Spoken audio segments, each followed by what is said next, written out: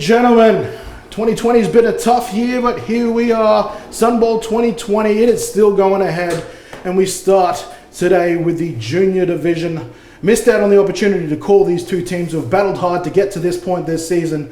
We have got the defending junior Gold Coast Stingrays taking on the challengers, the Logan City Bears, here in the junior division to start us off. I'm Kenny Andres. I will be joining you throughout today's broadcast, and for today's junior division game, I've got the company of Jared Garrity here in the box with me. Welcome, Jared. Hey, Kenny. Great to be here after a long, tough year, but we made it, and we've got the two best teams in the junior division here. Looks like it's going to be a good game. Yes, sir. Later on in my team, Liam Reeves will be joining us here from some on-field correspondence and presentations. But this game is between the number one place Gold Coast Stingrays, who went 8-0 in this division, taking on the 4-4 Logan City Bears, coached by Lenwood Powell. The Stingrays coached there by Connor Brewster. And just taking a look at the officials' crew list here, Andrew Calverley, I should say, head referee, his team there, Nigel Law, Brian Curry, Tim Ridshaw, the experienced team Ridshaw, Ian Taylor, Shane Offset, Barbara Johnson on the side judge. The alternates, should anything happen, Tim Purvel, Paul Mercer will be our instant replay official.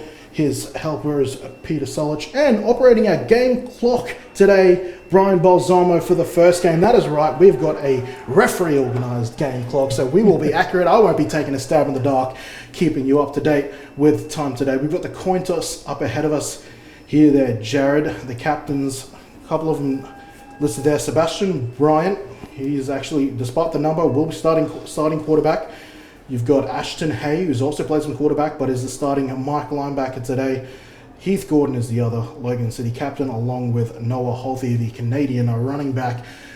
For the Stingrays there, you've got Connor Dent, and maybe I'll just hold the phone here. I thought we might have been going down to the coin toss, not be the case. I'll continue with the captains. Number 3, there's Taj Borden, starting quarterback. Noah Langley is the big tall fella there, and wearing number 28 is Caden Eastwood, the rookie, but starting safety. And unfortunately, our referee, Andrew Calverley, if you happen to hear this, your microphone is muted, buddy. But it looks like the Bears won the toss, and they might have deferred their option. Or they've chosen to take the ball, and the Stingrays have decided which way they're going to run. So, Andrew, your microphone is muted, my man. But it looks like the Bears will be taking the ball. A common misconception I wanted to address at the top of the day. Andrew Calverley, your microphone is muted. We would love to hear your voice. But yes, a common misconception about the coin toss. The winner gets the option of when they choose to make an election. They do. We haven't seen much of it in the junior division. Normally the defer, they make the choice in the first half, and yeah, it's actually been, deferring has been a bit more common this year than in previous years. I don't know if coaches have just cottoned on to it. Well, it's just interesting about the wording about it there. You've got to be very careful to make sure that you elect to defer and not to make a decision or whatnot, because there actually can be a situation, we actually almost saw it, I think, in the Sun Bowl last year, in the men's Sun Bowl, where the Ravens got to receive both kickoffs. Yeah, definitely, Kenny, definitely.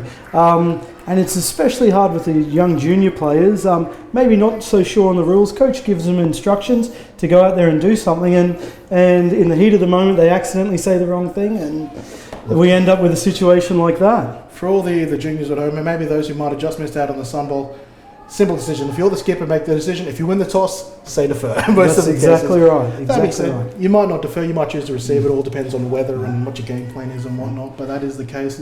Kicking off for the Gold Coast Stingrays is number 16, Ethan Carrick. I like the decision by the Bears to receive this ball. They're a strong running team with a good defense, so they'll probably be looking to get some good field position here, drive the ball down and try to pin the Stingrays in their own area if they can't score on this first drive. It's a late number change. Kulalia Pazi has moved from jersey number 59 to number 85. So back deep to return for the Bears. Asar Wabembe, one of them back deep to return. See the wind already playing a bit of havoc out there with the ball on the kickoff. Yeah, we haven't even discussed that yet. Obviously some pretty sketchy weather predicted for around 1 p.m. We're hoping that all the weathermen or weatherwomen are incorrect today. This junior sun bowl is underway. It will be fielded on the far side of the field there by Tyrell Butcher, who's broken away early. Shedded a tackle, stiff arm at the 35, and will take this all the way inside the 20. A huge start for the underdogs. The Logan City Bears will have fantastic field position to start their opening drive. And you see on that kickoff, they had some really good initial blocking.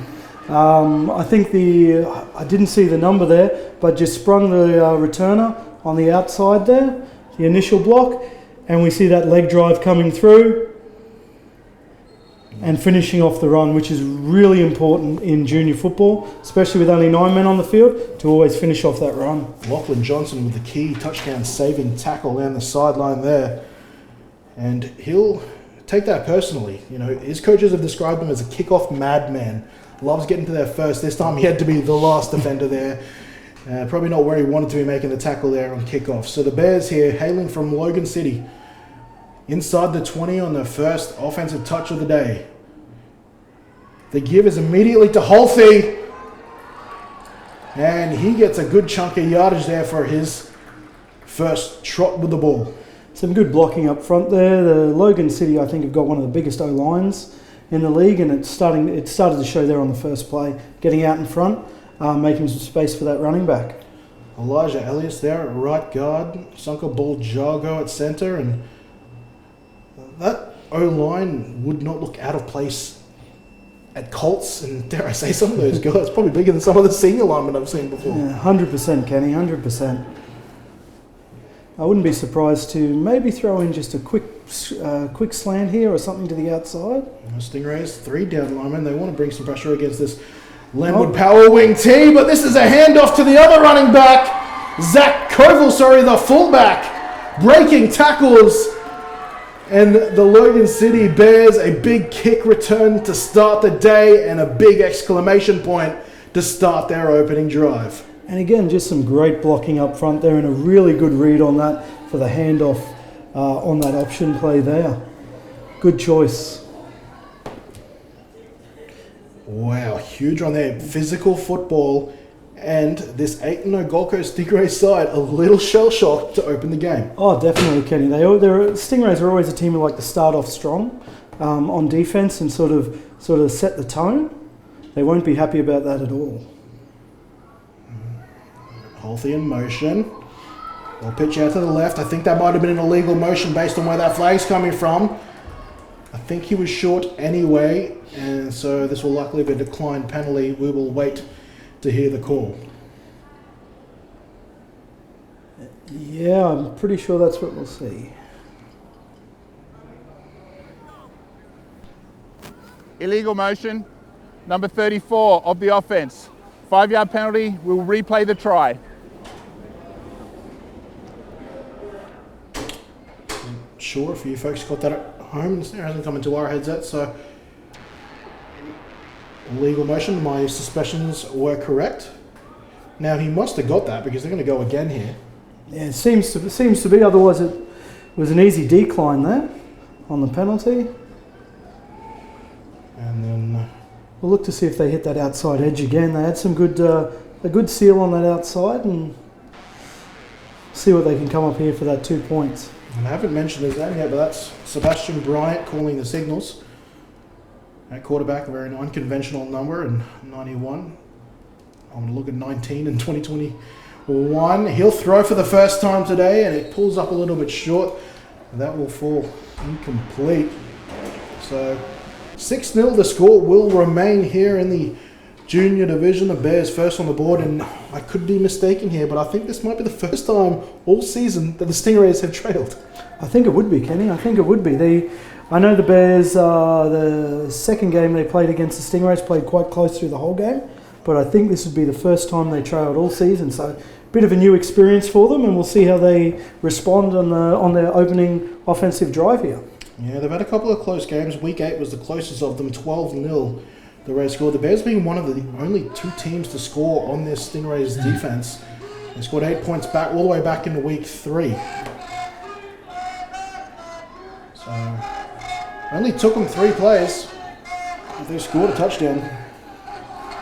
We see the importance of special teams too on that one drive. Good field position, as we said, will be vital for this game for the Bears to continue on. That's now Rosamond Green is back to return. This is a dangerous man with the football and will be taken down and fumbles the football. The horrid start for the Gold Coast Stingrays, the defending champs, continues. There's great awareness there by, was it number 5 with the recovery on that fumble? I'm not sure. It was an awkward kick. Who forced the fumble? He came flying in like a Number madman. 23, I think it was. That is Gabriel Lamon, if our suspicions are correct. This is a good view of it there. It was recovered by number 23. Apologies to the young man who stuck his arm out and raked that ball away from Green, but he's gifted his team with another opportunity to go back-to-back scores. Yeah, definitely. I think one of the problems with the shortened season we have and we've seen this year is ball security. We haven't had the fundamentals. Coaches haven't been able to drill these fundamentals in all preseason like we would normally. Back up the middle goes the fullback and Zach Koval, warming the cockles of my heart, seeing the team with a true fullback in place. And look, we haven't had an opportunity to talk about this offense here from Logan City. It's a throwback, to say the least. Big T, wing T, however you want to call it. This is brought in from Coach Lenwood Powell, who's been a bit of a journeyman, started off with the Wildcats, found his way over to Thunder when they combined. Now he has a head coaching opportunity at Logan City Bears. And I'll tell you what, I've talked to him before. He's wanted an opportunity to install this offense somewhere, and he finally got the opportunity here at Logan City. Definitely it's a throwback, but it's an effective throwback, especially in this 9-man football. Especially with those big guys up front, we see effective blocking, and we see that option on the back there.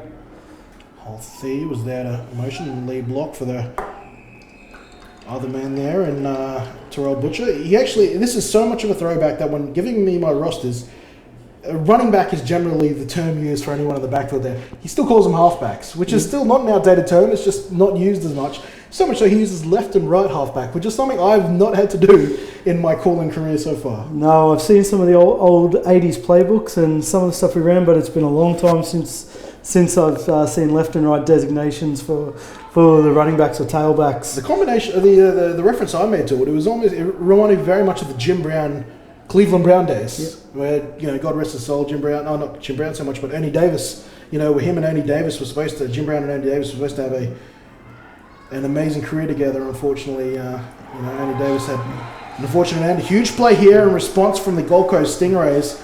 Making a play there was the experienced Deacon Grew from defensive tackle. And we saw on that play there, number 40 setting that edge, which is really important in 9-man football. See a lot once they get outside those D ends or outside linebackers. There's normally a lot of room to move. So number 40 setting that edge, forcing the running back inside to where the support was really great technique there. And this is what the Stingrays are going to have to do if the Logan continues to grind the ball out like this. And well, Logan, ball control offense, occasionally will hit you with a deep play action. They've run a couple of plays now. We'll see if that pass is coming.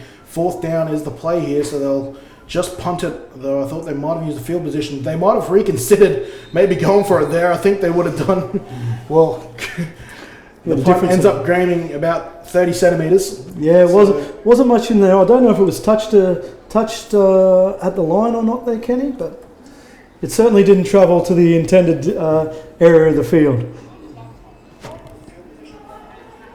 And a few people, quite a lot of Rays tuning into this stream right now. I see Hitz Williams, who I almost wouldn't have been able to call today. He's no longer playing with the men's team this year. He's tuning in. MK Rapana, who'll be playing later on, is. We'll get a good chance to see how the weather conditions will affect this Stingrays offense. I know quite a good passing offense here. Yeah, Number 10's always a threat. We'll finally have an opportunity here for Taj Borden to take control of his offense. First play of the game for this Stingrays offense. It's a pop pass to Anthony Lim, usual tight end, cops a shot at the end there from Jordan Sligo, but in a late change, Anthony Lim, who's played as their wingback / tight end, has moved out to slot receiver and grabs his first catch of the day. You saw there 63 on the offensive line there. Just got enough of the edge rusher there just to hold him up and allowed the receiver to get to that edge. He leads the team in receptions, Anthony Lim, 343 yards. It's plays like that, you can see why. Under centre now is Borden. And they'll give, I thought it might have been Mackin, who's, I'm going to be careful not to confuse Colts and Junior Stingrays here. It was Davis Angeles. Oh, of course, NJ, Davis Angeles. He was a hero in last year's Sun Bowl, churned out quite a few yards, and the quarterbacks played the piano behind it. He certainly is a big back, and if you get him in space, I think he's going to be a handful for the second level of defenders there. Leading rusher, 573 yards, an impressive 8.4 yard average for the Gold Coast Stingrays.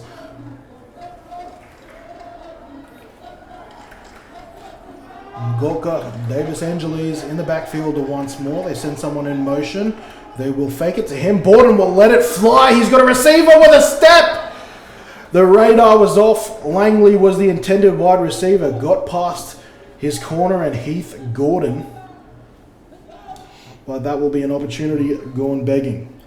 So one thing the Stingrays do really well is hide their intentions of the play with either play action, read option. And you've seen it all season. It just gets these receivers wide open for those deep passes. They certainly are dynamic, and let's just see if this wind affects that game and see how it plays out. 3rd and 9 now. 3rd and long here, assigned to the Gold Coast Stingrays. 2 receivers out to the left. They've got Ngulka Davis Angeles, trusted to tote the ball here on 3rd down. This is 4th down territory in the context of this game and division. And this will shorten up 4th down for them. Another good run there. Straight up the middle, dodging and weaving. So good 4 or 5 yards in that run. For those who might be tuning in from overseas and perhaps haven't seen these divisions of football here in Australia or in Gridiron Queensland, 9-a-side football is the flavour of the day for both juniors and Colts. So generally, on offense, giving up 2 tackles, defense giving up 2 people from the front 7. 4th down now here. Stingrays looking to keep this drive alive. They'll keep it with Borden. Borden squirts through and he's got enough for the first. Really clever run there, really clever run. Had a bit of work to do there. The old Borden more or less faked to Davis Angeles and then used him as a lead blocker and ducked under a couple of tackles and converted the first down. And that's what you want to see in your quarterback. You want him to be able to read that game and when necessary, take the ball in his own hands, take the team on his back and get those first downs there when necessary. They're at the 30. We've got 1st down and 3 receivers out to the left, including Ned Connor, who I think is getting the start this week at tight end. As we mentioned, Lim, the usual tight end, has moved out to the slot position, and Ned Connor has had the opportunity to get a start here in a significant game. And we're going to go to the referee here for a call here. Nope, it's just a timeout to the Logan City Bears, who are going to try and stymie this offense with a 6-point lead. So one of the things why I believe a timeout was called there, the Stingrays like to isolate defenders. So bringing the trips onto one side, they've isolated the other side of the field. A lot of the time they'll either read option to the open side there with the less defenders on, or go for the long pass on one-on-one. There certainly are an offense that trusts those one-on-one matchups, which is great to see. It's good coaching getting these athletes to understand their matchups and the quarterback to recognise when they have those favourable matchups one-on-one on that side. You see a very animated head coach in Connor Brewster there, very passionate about his football. I've been talking to him throughout the week. He's been very kind to give me his time, to give information on his team. Has been doing film sessions on end to try and give his team the best opportunity to take the silverware here today. Look at this, 3x1. This is that isolation situation we were talking about, the 3x1 set, very popular in modern football. And that is going to be Connor catching it in the flat. That's the old slant flat concept out there to the open side of the field.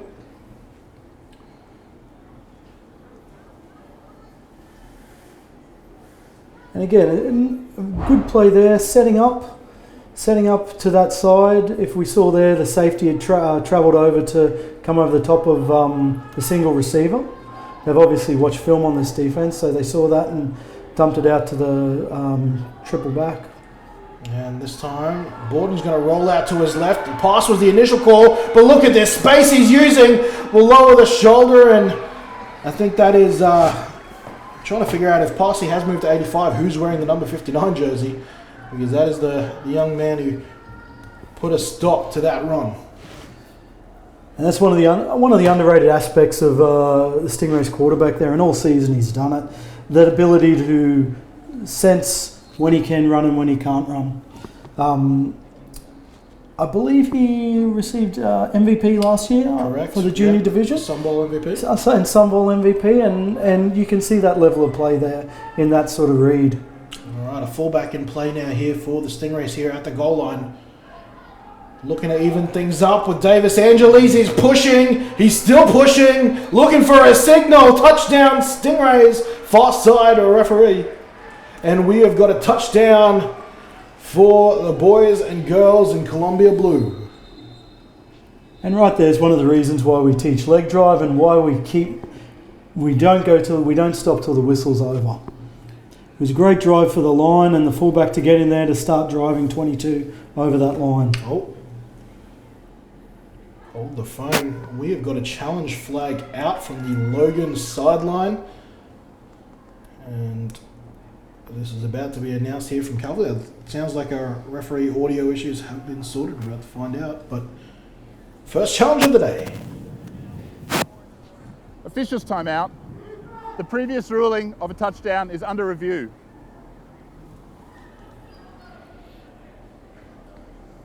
And our referee's stopped talking there, so yes.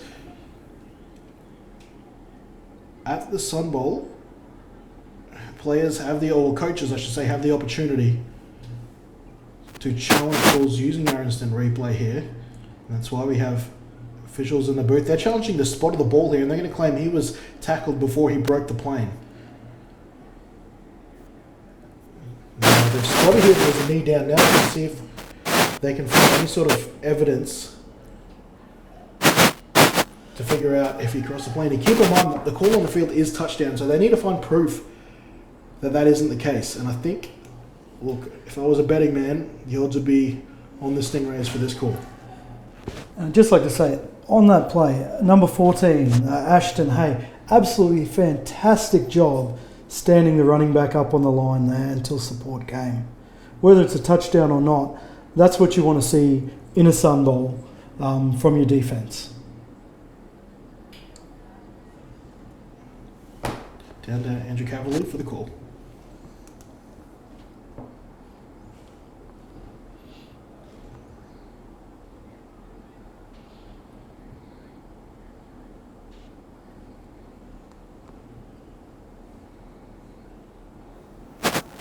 After review, the ruling on the field stands. Touchdown. And the call has been confirmed. Davis Angeles on the board for the Stingrays. Well, it wouldn't be a Sun Bowl without a semi-controversial call, wouldn't it? Well, we didn't have to wait too long for it. And that is I crossed off the wrong challenge flag, but it is the first challenge of the day. It's unsuccessful, so the Logan City Bears will not be able to challenge for the rest of the game. And they also obviously cost them a timeout. And the conversion, good for the Stingrays, easy as you like. Converting his own touchdown is Davis Angeles, 8-6, the score here late in the first quarter.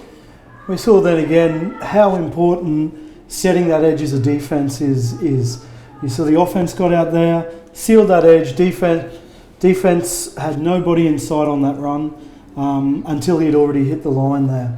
9-man football, because there is so much extra room on that field, makes that edge position vitally important for success on defence. Yeah, force players, huge responsibility in nine-a-side football. Which is on nine-a-side, you often find maybe not a typical D-end out there. You normally put your best athletes out on that edge. And the ones who you know are capable of doing their job. Yeah, it's a weird sort of ask you've got to do that, because if it still runs between the guards, you still need them to play like a traditional defensive end. But the moment that ball escapes the would-be tackle box, they're pretty much turning into safeties or outside linebackers. That's exactly right. That's it. And it's a big ask for the kids, but we've seen quite a few of them come through over the years. So Okay, this time they're going to kick to the other returner. The ball is a line drive, which might be enough. Nope, it will be fielded inside the 5 here from the dangerous return man that is Butcher. And this time they do a much better job corralling him. In fact, they do a wonderful job. The Logan City Bears, in stark contrast to their first drive, will start this all the way back inside their own red zone. and again, much better pursuit on that kickoff from the Stingrays there. Logan, I think, missed a few key blocks on that, which allowed all the Stingray defenders to get through there, but much better special teams play there by the guys in blue. First down here for Logan City, now trailing 2 points.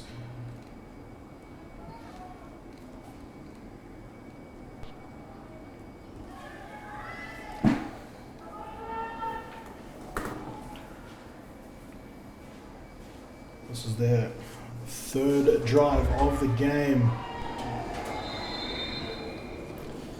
Incomplete there, pass intended out to Jordan Sligo. Just wondering if the bit of moisture out there on the field's affecting the quarterback's grip there.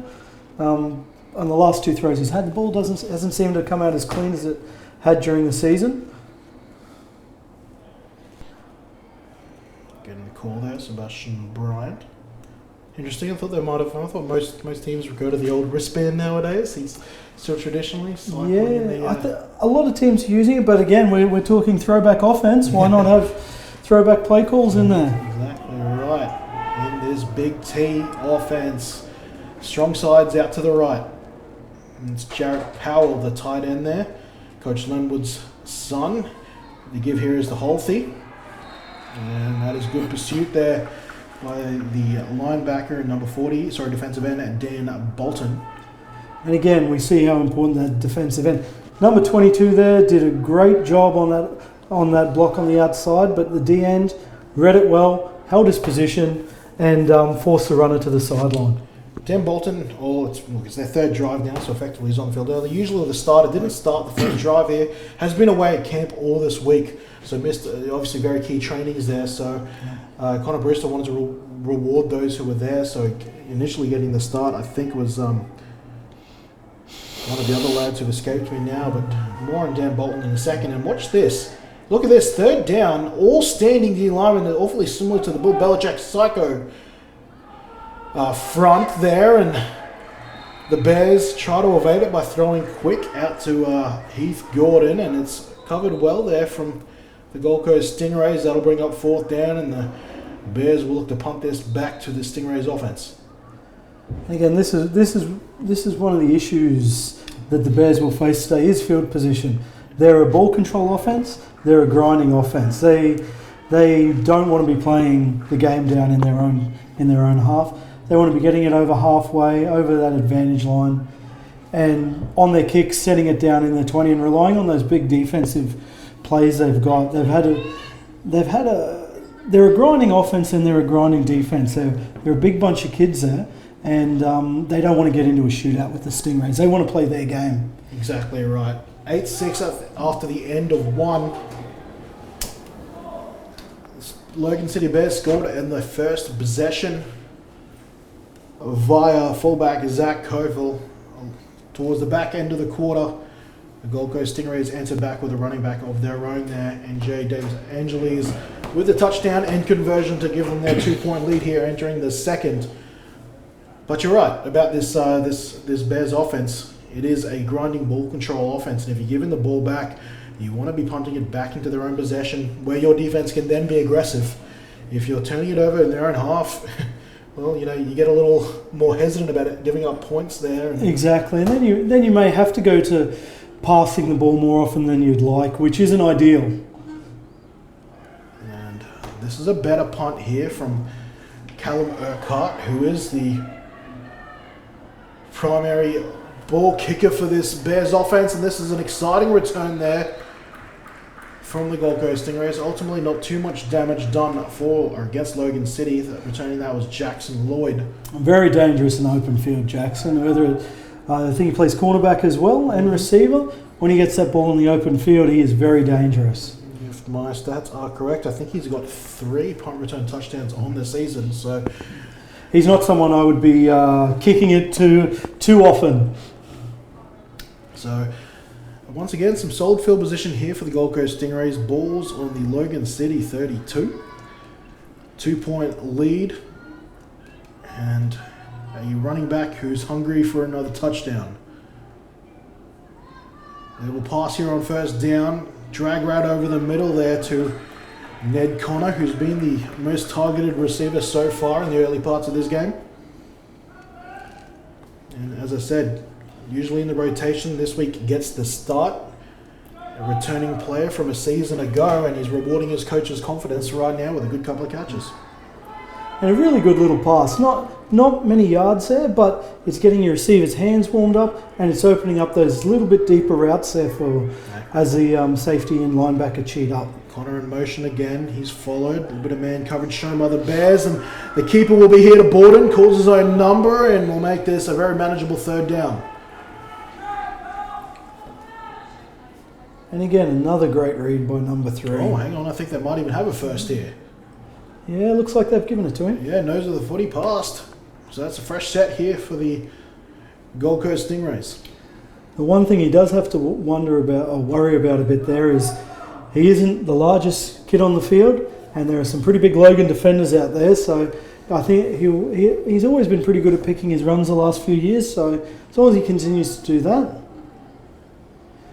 3-by-1 set again. That is the big number 10 and Noah Langley matched up one-on-one there with number 21 Heath Gordon. He's got the fade, but they'll go the other way. And the pass is caught. Left side of the field. Eventually ran out of bounds. I think that's Lim picking up his second catch of the day. Another nice pass. It's right between the double coverage there. 5 yards. Stingrays all season have run some really great crossing routes, out routes. Doesn't look like much on the field, but it's well practiced as always. And what this does for them in the second half, it'll open up those deeper passes as the defense starts to cheat up. Langley now moves into the slot. And this is an even spread set. Second down. Borden hands off to Davis Angeles. Big stiff arm on Hay. Hay keeps enough of him for troops to arrive. Might have enough for another first down there. Pazzi making the stop. At the moment, the Stingrays are basically it's death by 1,000 cuts at the moment with their offense. Nothing big coming out yet, but certainly forcing Logan to rethink their defensive strategy there as they move down the field. Third and short. Almost an offside here, and this will be another keeper to Borden. Borden racing the linebackers there. Still waiting on a confirmation on who is in jersey 59. And it looks like, according to my Logan contacts, it could be Kaloa Leopazzi.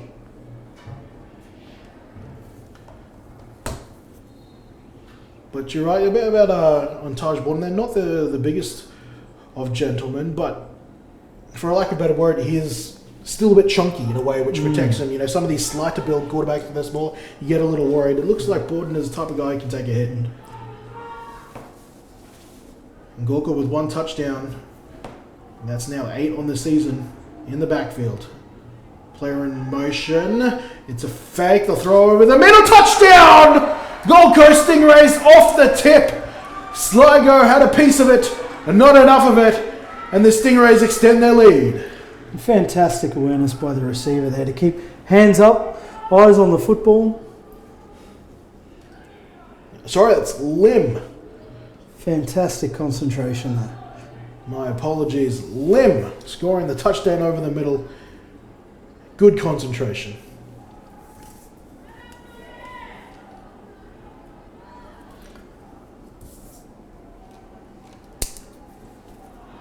And back to live pictures we go for the conversion. Unsuccessful, no launcher on the field, so the score will remain 14-6 midway through the second quarter. The defending champs, they're starting to build a lead. They are, and this is the sort of game Logan, like we've mentioned before, Logan don't want to get into a shootout. It hasn't suited their team all season. All the games they've played against the Stingrays have been grinding, and they've kept the game really close with the opportunity to take over in that second half. And they've just got to keep playing their game. I think it's score hasn't blown out just yet. They're 8 points behind. As we always say, you've got to dance with who brung you. Exactly right. They got here on that offense and defense, being stout, grinding it out. They've just got to stick to that game plan at the moment. Not desperate, no, not anywhere near desperate situations. Just keep grinding it out. And in my talks with Coach Lemon Powell during the week, I said, what's the script that needs to happen for you guys to take this game? And he made no bones about it. He's like, there's a lot of reasons why this team is 8-0. Let's not take that away from them. But for us to get the victory here, we need to stop their big play passing offense and give ourselves a chance here. And they've done that so far. We haven't had too many big plays at the moment. Zach Koval with one touchdown on the board now, a kick return to his stat sheet, brings it back inside Stingray territory. But yes, albeit they're still finding a way to score the Stingrays, but it's taken them a good couple of plays as opposed to some of the big strike plays that they've made all season long. Exactly, and we see on this kickoff again, we're now getting into the field position where the Bears want to be playing. So the Stingrays are a great team. They're a great coach team. They have been for years. The junior team, they keep churning out fabulous players, and that's just what they do. They'll find a way to move the ball, but you just got to stick to your guns, play your game. And I think teams get in a lot of trouble when they try to play outside their comfort zone. I think you're correct. 4 down linemen now here for the Stingrays, not hiding the fact they're bringing pressure. And despite that, the Bears managed to get past the line of scrimmage, not for a whole lot though, so chalked it up for a win for the Stingrays. Stingrays are starting to cotton on, bring those, instead of their edge rushers being outside another yard or two, they're bringing them all in a bit closer against this power set and this wing set. We'll see if the Bears can take advantage of that with their passing game or their quick screen game to the outside. Connor Brewster did talk about defending this team, and he goes, they're a very tough running team. There's some very tough runners on there, but one benefit is you kind of expect, you understand the spectrum of players that you're up against, and it's allowed him just to sort of commit to these 4 down linemen as his base defense. Yeah. And this will be another pass attempt. It sails in the air, had a lot behind it, and here comes up with a catch is Jordan Sligo trying to spin out of some would-be tacklers there. That got caught up in the air, and Sligo had to come back for it, but he made a nice adjustment. A fantastic catch, fantastic concentration. And this is what we were just talking about. The Bears have the opportunity, and they have throughout the season, drawing players in with their triple back sets and then passing the ball deep or passing it on a deep cross through the middle where there's plenty of space there. Bryant, definitely not a short man.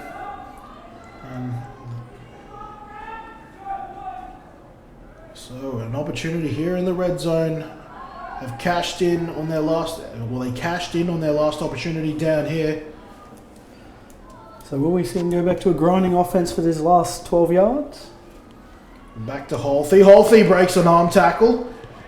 Gets it to the 10, loses the ball, and there'll be a fight for it. I think I see some Stingrays defenders on there, but hang on. Well, it's weird. There's limited reactions from both sides here. I'm not sure what to make of this. Was there a whistle I didn't hear? Did they blow the play dead? I just usually see a little more of an animated reaction from either team. Yeah, you certainly do. And offense and defense haven't moved as far as I can see. Looks like they're going to call the runner's knee down, perhaps. Knee down. Or forward progress. We'll see what they come up with. Well, here it is on replay.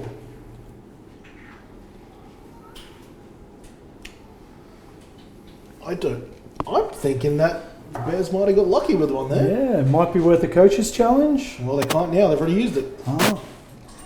Used it and failed, I should say. Obviously, if you win your challenge, you receive your timeout back and get the challenge once again. Second down inside the red zone. Ball at the 11. Here goes Bryant over the middle, stands tall and delivers a strike to Jordan Sligo, who can't quite get the body over. They're going to have first and goal. And a fantastic pocket there. He had all the time in the world, picked his receiver, stepped into the pocket and delivered that ball. And that's what you want to see from a young quarterback.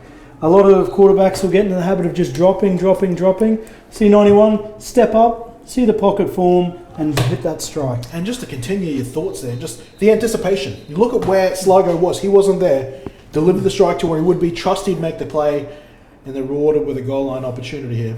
And this is what we were talking about before. 2-minute warning. Just got the official 2-minute warning. So an opportunity here for the Bears to try and tie things up going to the half. Of course, Stingrays don't need a whole lot of time to add a touchdown on the board, but if they can go into the half-time break here with a tied scoreline or a 2-point deficit, I think Logan City will be just very happy with that. Definitely, Kenny, definitely. And this is a game they want to get into and how they want to play. Give to Butcher, and that psycho front there from the Gold Coast Stingrays paying dividends. Fantastic tackle. Went for a bit of a ride but never gave up, held on. Making that tackle there, Michael Collins. 18 tackles in the season. Let's make that 19.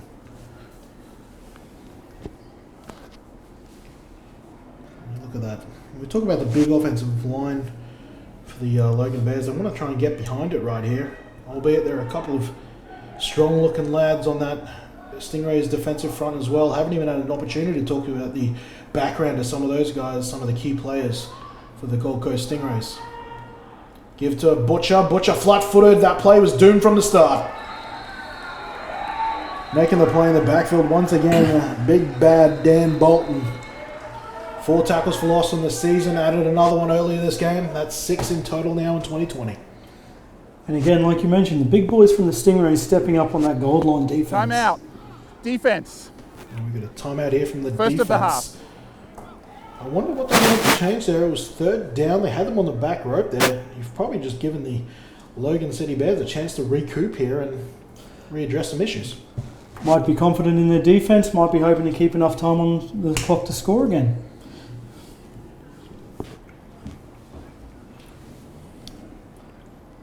Because certainly if they get the stop here, we know how explosive the Stingrays' offense is. Minute 30, plenty of time to drive down that field and pick up a little bit bigger buffer going into the second half. Tuning in now is a couple of other folks coming through. Coach Hollywood is officially tuned in from the Gold Coast. Shout out to you, Coach. Usually my presenting partner. Fortunately couldn't make the trip up the M1 today, but is tuning in very intently from his beautiful home in northern parts of the Gold Coast.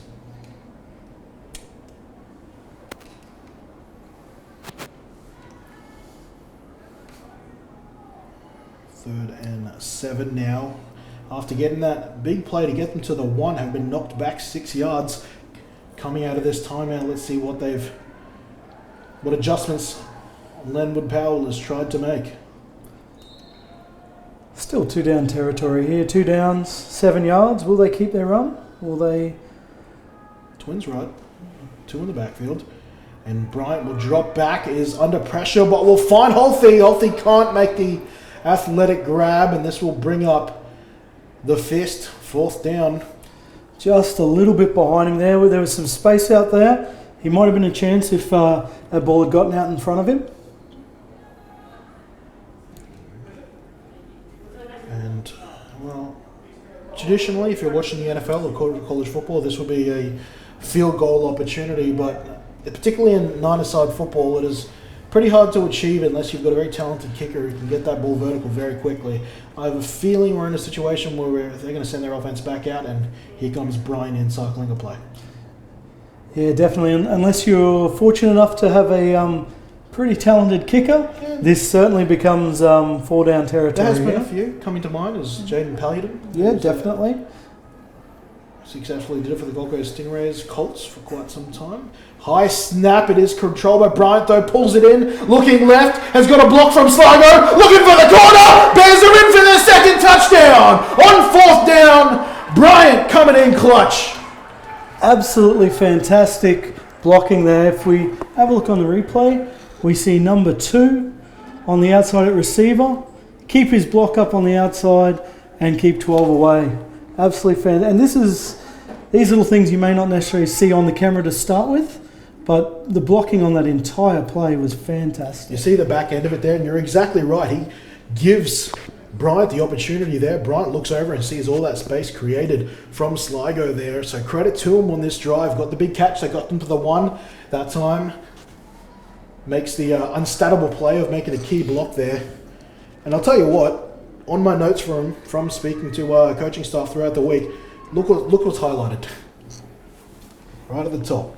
Ruthless blocker, there we go. And he's certainly earned that title there. It's one of the aspects of the game that's often overlooked. Receivers blocking. The guys on that outside blocking, and in nine-a-side it just becomes vital. To try and tie it up, they'll hand off to the middle, but I think that is Bolton once again showing up for his team and defending that lead. So with 45 seconds remaining here in the first half of the Junior Division Sun Bowl, the Stingrays maintain a very slim 2-point lead here.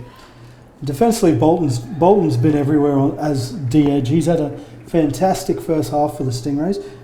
As a rookie, he's a rookie this year too. Indeed. It's been a particularly hard year for rookies with very little preseason. So these rookies that have come on all the teams, all 4 teams that have played this year, have just done a fantastic job to pick up the game and to develop to where they have. Also worth mentioning, with that touchdown, that is officially the most points this defense has surrendered in a game of football here in 2020. Yeah, they're in uncharted territory for the season, even possibly last season. It'll be interesting to see how they react. There's still 45 seconds on the clock. I think they have 2 timeouts left. Mm-hmm. And so far, the Bears have proven capable of defending against the long pass. So yeah, definitely. They might not give them the opportunity, although this short kickoff doesn't help. Returning this ball back is the dangerous Jackson Lloyd. Jackson Lloyd finding the left side of the field. In pursuit was Wabembe. Wabembe gets shown an open hand fend, and now they'll only have 32 seconds, but they only have about 38 yards to go here to try and add some more points on the board here before we hit oranges. And again, this is a position we've said all game where the Bears don't want to be on their half of the field. We'll see how their defense reacts, but again, a little bit shorter field might work out for them. That deep pass may not be as much a threat, Kenny. It is kind of interesting for teams who are vertically talented and roll with that as their primary offense. As you get closer to the field, sometimes it kind of just throws a bit of a spanner in there when they don't have a deep fade to throw to. Yeah, definitely. We see it from college to NFL. Yeah, even the Chiefs' red zone offense right now with Patty Mahomes and Tyreek Hill, absolutely trash in the red zone right now. Oh, I don't think they converted. I think they've had 1 from 6 conversions in the red zone from the last 2 games. The Chiefs. So not great. It has. And we might have a call here from Coverley. Substitution Too infraction. many men on the field. 10 perhaps. players on the defense. 5-yard penalty, remains first down. Substitution infraction, 5 yards. Of course, it's nice to have an actual coach in the booth sometimes. And this is another thing that I think all coaches have struggled with this year. Just the simple things. Because of no preseason, getting enough people on and off the field.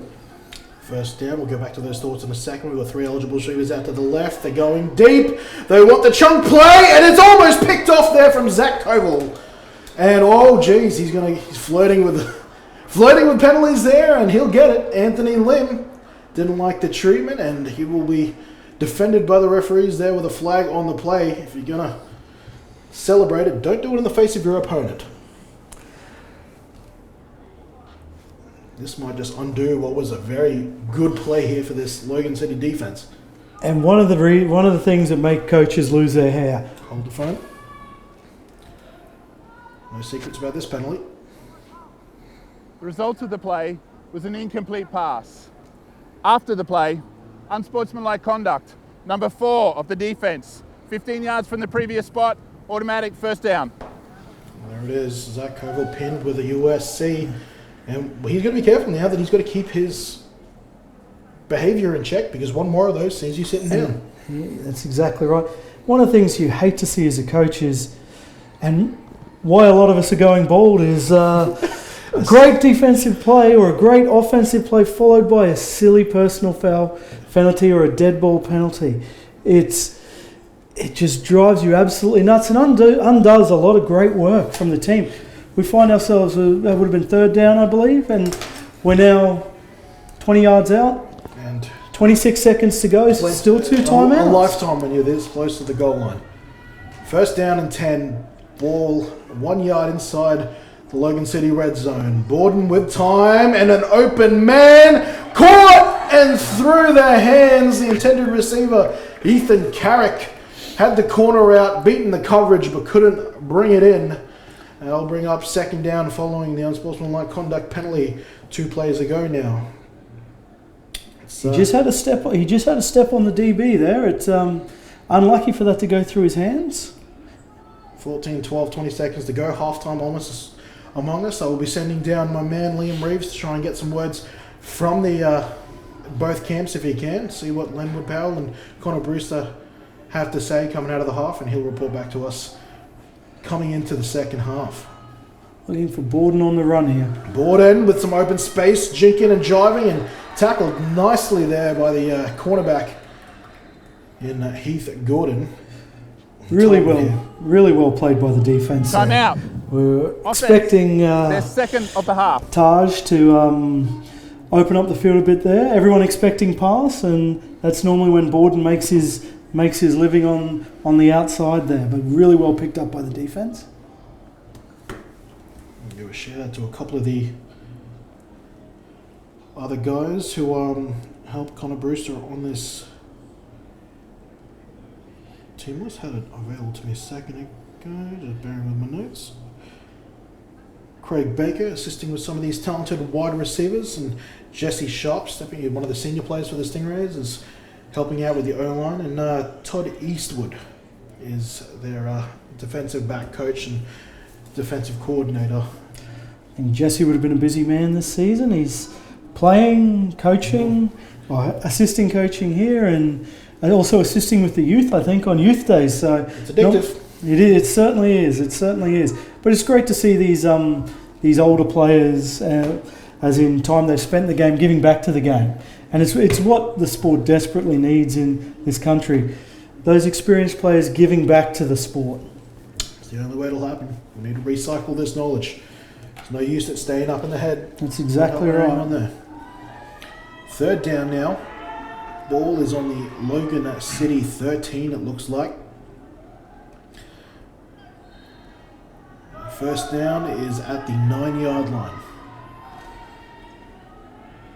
Sligo back at free safety, and so is Coville looking to make up for his error earlier. Looking to pass, evades the pressure nicely. Now Borden's got plenty of space. Jukes a defender and gets inside the left-hand pylon. He said, if you're not going to let me pass, I shall run. Converts that one into another touchdown here for the Gold Coast Stingrays. And that's the problem with the dual threat quarterback there. Logan came into the game wanting to stop the long pass, which they have. But we see there, the field just opened up. Borden read that perfectly and just accelerated into that gap, and we have a resulting touchdown. And this is a showcase of the football intelligence that he's shown over the last 2 years. Yeah, and that's what experience does, and that's what we just hope a lot more of these kids stick around football. By the time he gets to senior football, can you imagine so many of the fundamentals that will just be down pat? A conversion here attempt by Davis Angeles. Easy money for that man. Fantastic hard run. First contact at about the 1.5 there, and just drove his legs through. Ashton Hay, he was the guy who met him on that first almost stopped conversion. He's the load to bring down. Ashton Hay, I'm going to suggest you're going to need some of your teammates helping out. Let's see how Logan react. We've only got 4 seconds here, but they're well in the game in the second half. Their last touchdown wasn't ideal as a coach, but be interesting to see how they come out in the second half. being in the position they are still well within striking range for the style of football they want to play. Well, it truly is, but how much of a mental blow is that score there just before the half there? I mean, there's no secret. It's spoken about in every sport there, getting in just before the bell. There's something extra about it. It almost feels like, well, they got 8 points out of it, but quite frankly, sometimes it feels like 12. It does. And it's up to the coaches, I think, at halftime to bring the players back and go, look, let's go back to 0-0. We're 10 points behind, 2 scores. Ashton Hay with the kick return here from the 34, breaks a tackle and should take this to half time there, time expiring by my count on that kick return. And I'll just wait for the official signal before I get into my spiel. The ball's getting to Andrew Calverley. The ball is raised. That is halftime here in the first game of Sun Bowl 36, the junior division. The defending champion Gold Coast Stingrays scored with 4 seconds remaining in the half to give themselves a 22-12 lead against the Logan City Bears. Kenny Andres, Jared Gaddy, Liam Reeves with you throughout this broadcast. We're going to take a break for halftime. Second half, not far away.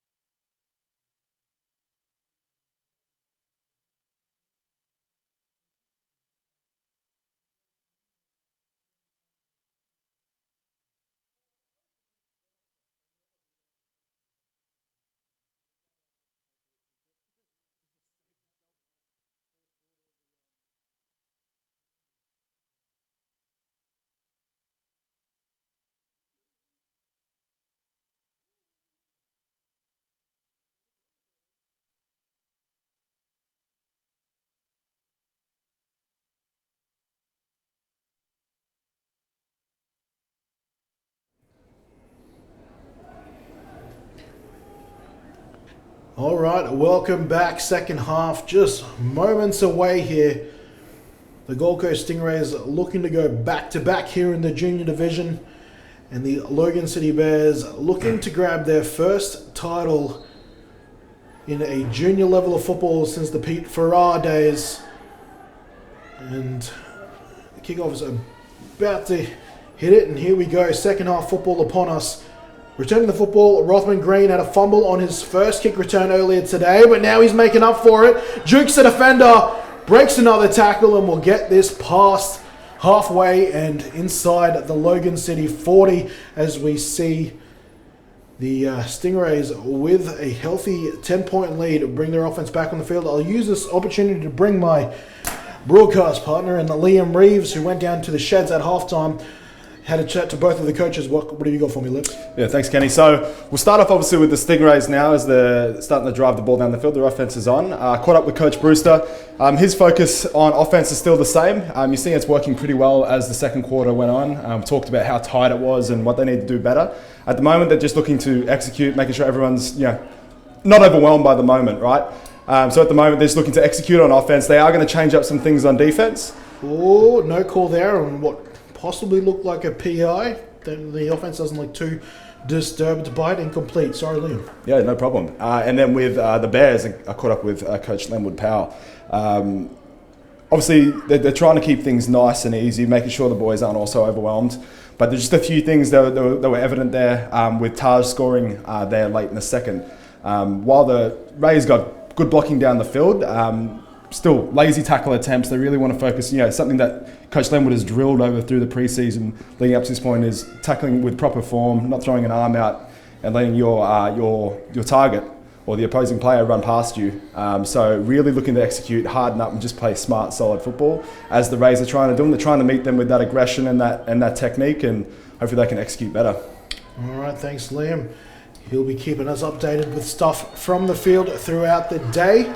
You'll see his pretty face on screen soon enough. And back on the broadcast here is Jared Garrity. As we see another big run from Ngolka.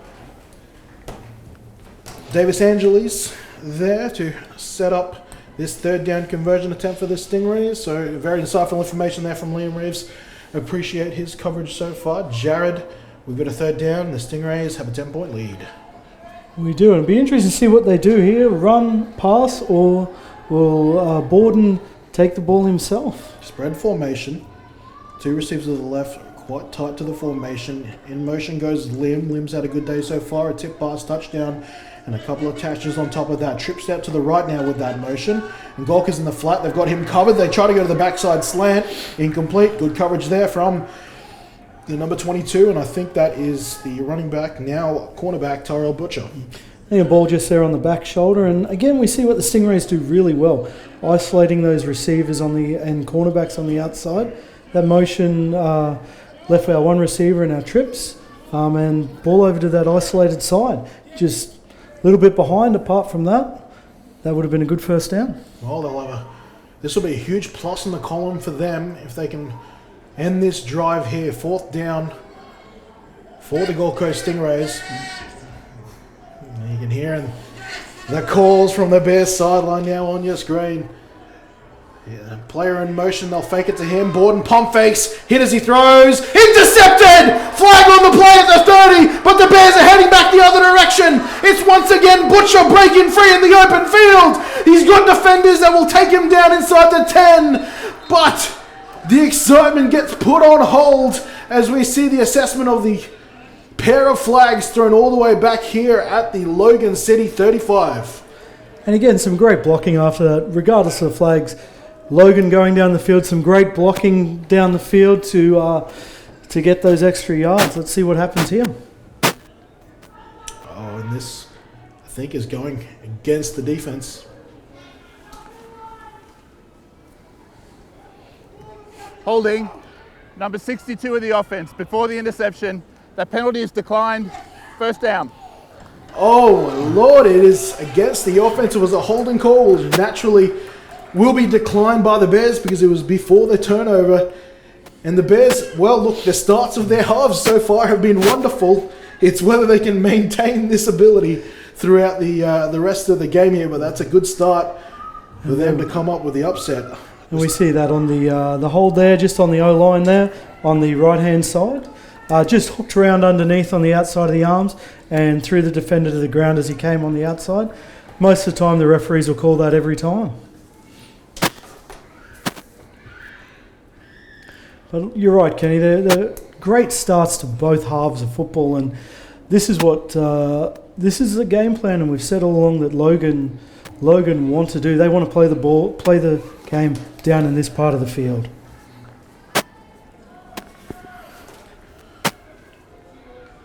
Can't let this opportunity slide past here. They had a couple of punts. They had one punt inside opposing half. They've lost the ball. Turnover, Logan City.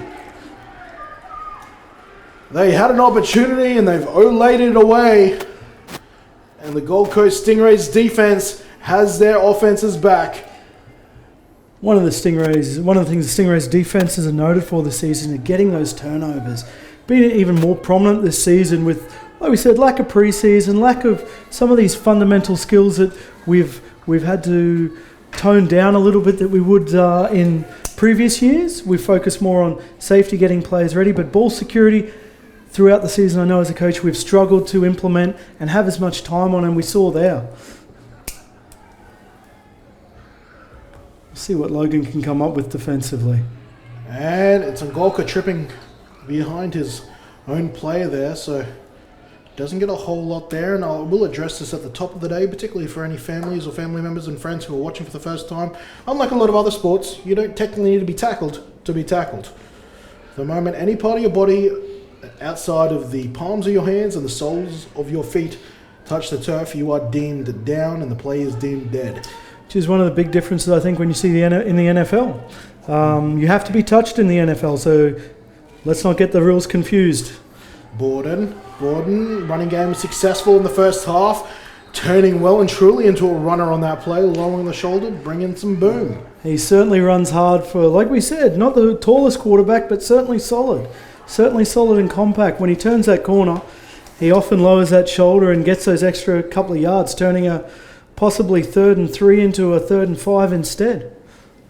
A 3rd and 7 to a 3rd and 5 instead, which is really important.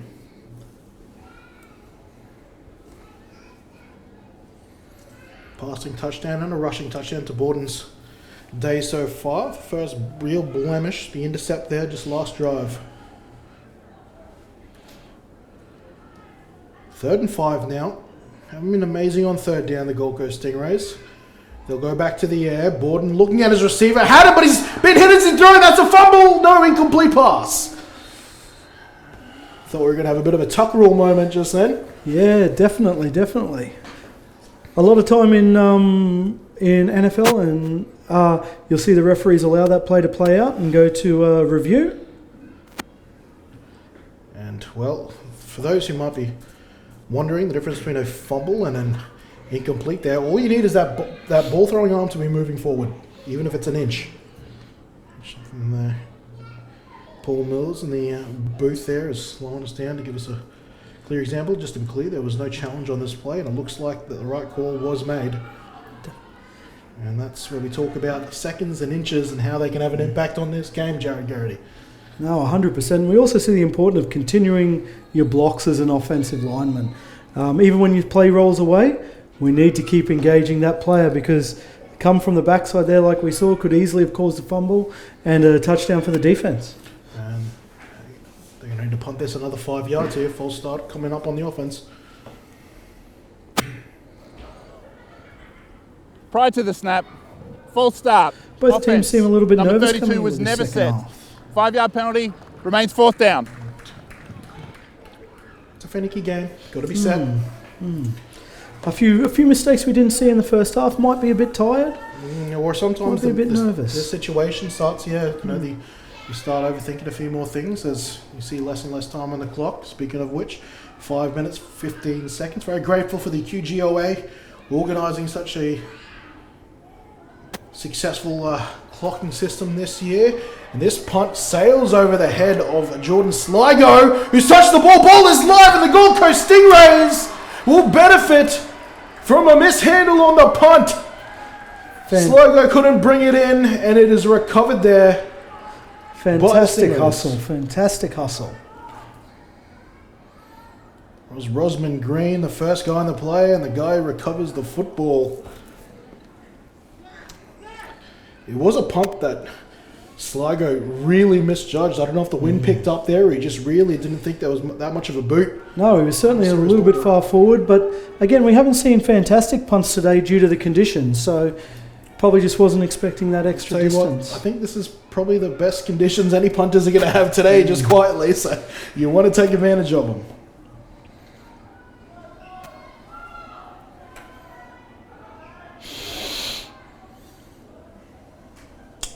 Rosman Green, who had the fumble earlier, makes up for it there with a recovery, and this is Davis Angeles, the lone back so far by my count for the Gold Coast Stingrays today. I don't think outside of Borden keepers, we've seen another ball carrier. And definitely been the only back and done really well in these conditions.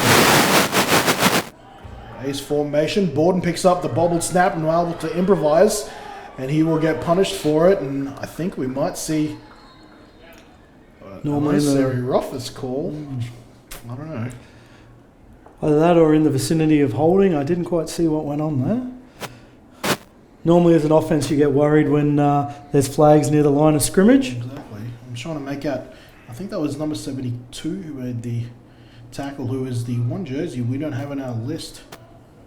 And they did warn us of a jersey change, but they got that person wrong.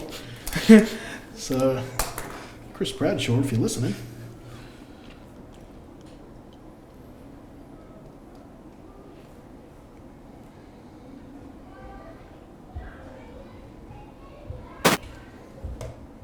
We wait for the call here, and they are pointing to where the ball carrier was tackled, and I think, or is it a hold? Unless they're upset with the jersey sling here. I don't see anything wrong in the line here. Two other sets of eyes are here with me. And it looks like Andrew Cavali's about to pass on the Illegal use of the hands, hands to the face. Number 62 of the offence. That penalty is accepted, 10-yard penalty. Replay, second down. So, illegal use of hands. That one does tend to slip my mind most of the times there. Can't have your hands up in amongst the face mask. And certainly a more common penalty in junior football as kids are learning. The difference in junior football, very rarely is it intentional, as we'd say, and malicious. Normally just something that happens. And I'm just going to say personally, it definitely feels like a newer rule that's been more openly enforced. I'm just going to say I got away with a lot of it. Well, we've seen a few questions on the rules. And a low snap, as we'll get back to that ruling in a second. Throw here from Borden in, almost intercept, and that's two from Zach Coville, who wisely just walks back to the huddle this time after what happened in the second quarter after a would-be interception. And back on the rule with the illegal hands to the face. Some of the interpretations are, of course, like anything in refereeing, can be up and down, but we tend to teach if your hands do tend to ride up once they hit those pads and can come into the neck and head area, as long as they're not grabbing, they remove and reset. Reset, that's the thing. Is what we tend to look out for. That's it. So more and more martial arts is being favoured for a lot of the elite level linemen. Very much about moving your hands. Wow, very swift handoff there to Ngolka. Davis Angeles, who didn't have to do a whole lot to get to the 5. And a massive hole opened up there on that left side there. Also a late flag, I think, my eye spy. And I think there was a complaint for a possible face mask. Looks like as he just came over the top on the outside, just got hold of the helmet perhaps. Timmy Redshaw there's got the flag and a very nonchalant throw. Oh, wait. Yep.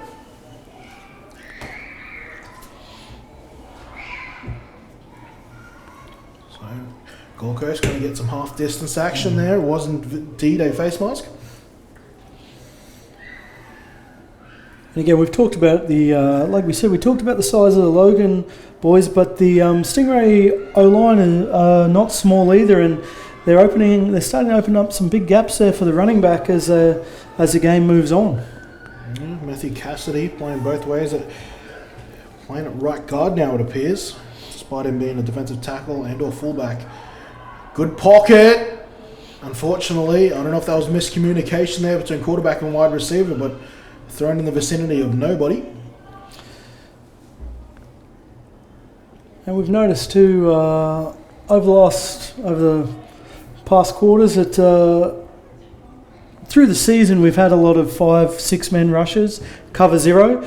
Logan, with respect to how powerful the Stingrays' passing attack is, they're only currently rushing 3 most of the plays, with the rest of the guys looking for that pass, which is why the Stingrays are finding a bit of success in that run game. The scramble game in particular, yeah. 3 down linemen here at the goal line for Logan City. They'll hand it off to the hard-working Ngolka Davis Angeles, who this time does get turned away. Needed to get a little bit lower. Gets stopped after 1, a big play there for the Logan City defense. Yeah, fantastic hustle by those 3 guys there. Getting in front, I couldn't see the numbers, but getting in front, standing them up, and driving back when with the players coming in over the top. I think it was early in the season, in contrasting positions, the Stingrays had to deny the Bears for about 6 different goal line plays, and they did so in order to secure their first victory against the Bears this season. The Bears need to emulate that effort right now, trailing 22-12 here midway through the third quarter. And play will come to a stop here, and a timeout has been taken by Logan City. Or a flag actually on the far side of the field as well. First of the half. Or it might have just dropped out of the pocket.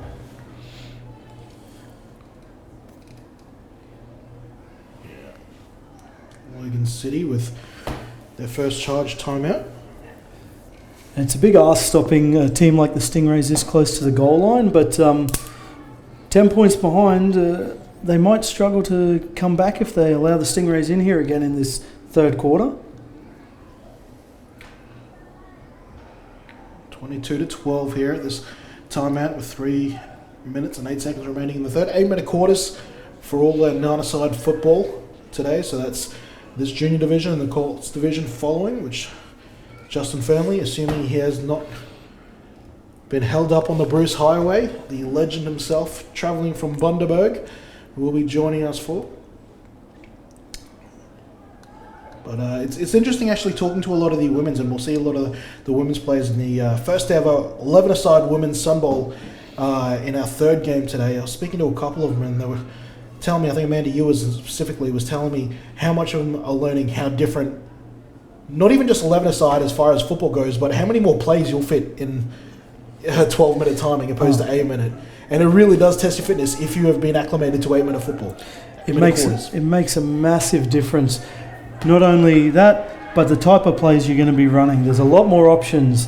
The line get more involved. You've got guards, centers, pulling.